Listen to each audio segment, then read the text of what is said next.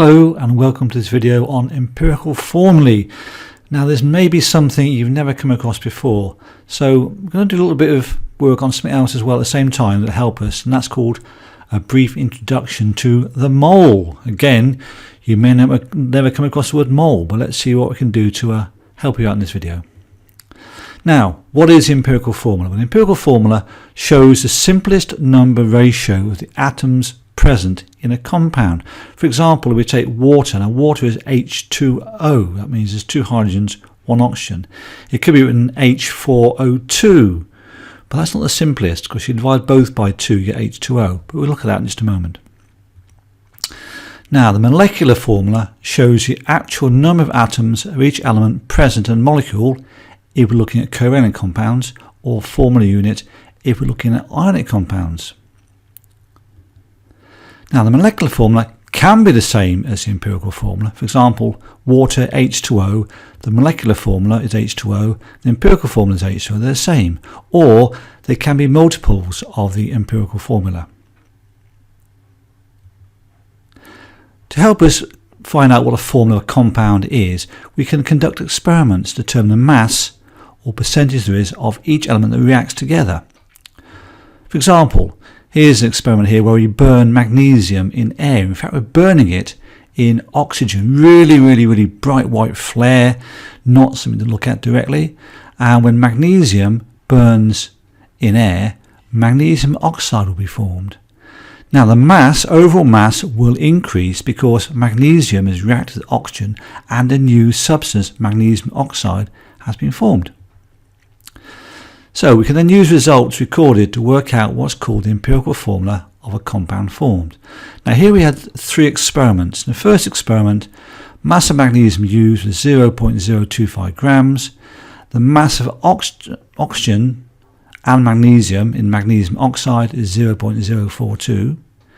Next one, 0.006 grams of magnesium, 0.010 grams of magnesium oxide, and in the third one, 0.16 and 0.269 grams of magnesium oxide. Now, to work out the mass of oxygen that's reacted, you simply subtract one from the other. So 0.042 minus 0.025 and so on. So we find in the first one, 0.017 grams of oxygen reacted with 0.025 grams of magnesium. In the second one, we had 0.004 grams of oxygen reacted with 0.006 grams of magnesium. You can see here that these two, the first column and the third column, added together make up the second column. And the third one, 0.16 grams of magnesium reacted with 0.109 grams of oxygen to form 0.269 grams of magnesium oxide. Now, we're going to look at the bottom one, this one, in more detail in just a few moments. But first of all, let's go back to a few more basics. Now this is a really important equation.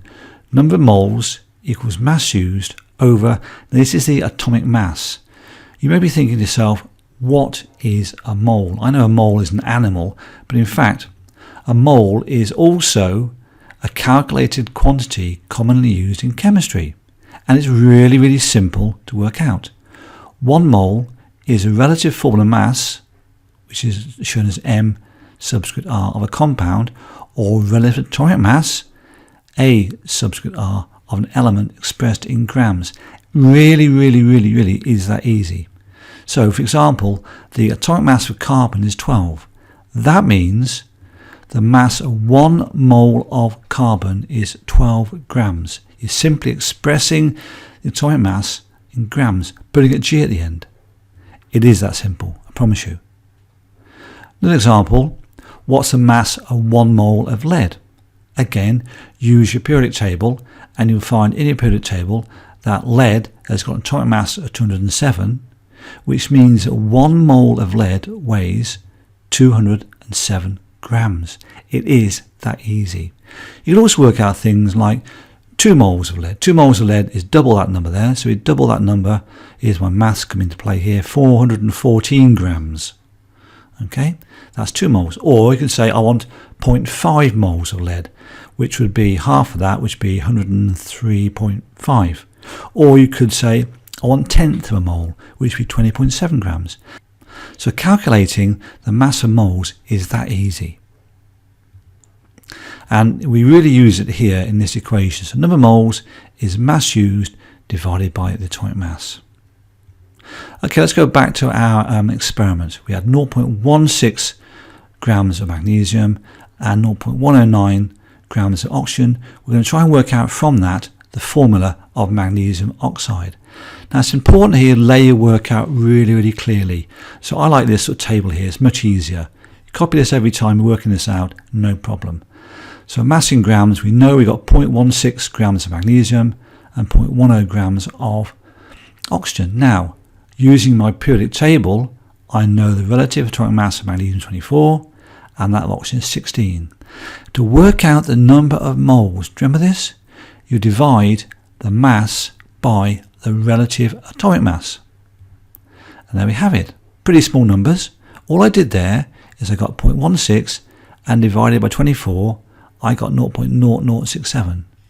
I had 0.109 divided by 16 gives 0.0068. Now for the next row, we divide by the smallest of the two, which is 0.0067. Okay, and give or take, we get one of those. What that tells us is the formula of magnesium oxide. There's one magnesium, one oxygen, so the formula is MgO. It's that straightforward. Okay, let's look at another example. Here we've got iron. Now iron reacts with oxygen. We call this rusting sometimes.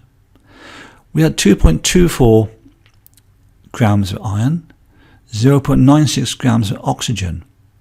They reacted together to form iron oxide.